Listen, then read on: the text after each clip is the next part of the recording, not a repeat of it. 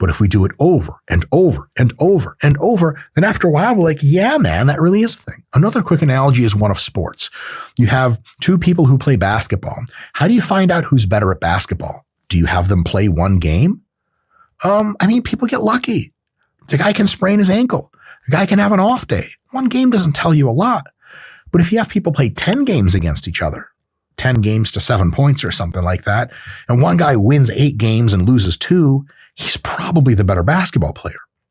So what we're going to do now is we're going to look at a huge body of evidence, kind of the total body of the evidence we've collected over literally decades about creatine, to ask 2 questions about creatine to see if they agree or disagree with this study. Here are our 2 questions. Does creatine cause actual muscle gain and not just body water gain? We test this, we do after washout period. So they have people train with weights and either take creatine or not. And then they don't test their lean muscle after the study. They test it a week later when they're no longer taking creatine. So they lose all the creatine bloat. And if that group still has more muscle gain than the group that didn't take creatine, well, it must have been something the creatine did because that was the only different variable. And the body water isn't even around anymore. So then creatine really actually caused muscle gain. The second thing we're going to look at is whether creatine enhances that weight training induced muscle growth in a way that's independent of water retention, which is really kind of the same thing.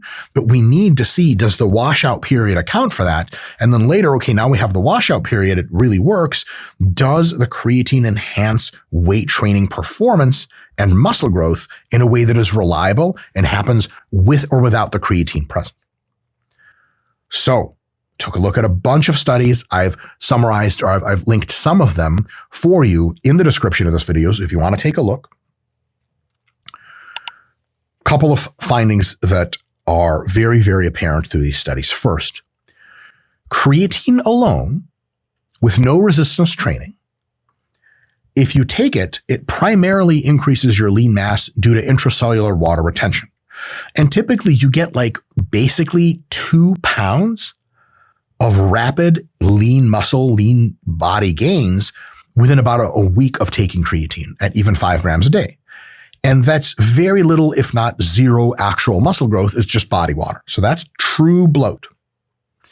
Which also means that if you take creatine all the time and you don't lift weights, which would be strange to do, you're not going to get jacked. Now, that's not the case for all supplements and drugs. If you take anabolic steroids and you don't lift weights, you actually just grow muscle, even without weightlifting, which is trippy. But with creatine, that doesn't seem to happen. But it does cause a body water increase. You take creatine for a week, your body mass goes up, lean body mass, your muscles look more swole, literally in the mirror. And you don't take creatine for the week and it goes right back down. Makes sense. Now, creatine, so that's answering our first question. There is absolutely this effect. Creatine combined with resistance training, does it actually gain you muscle aside from body water? A lot of findings here.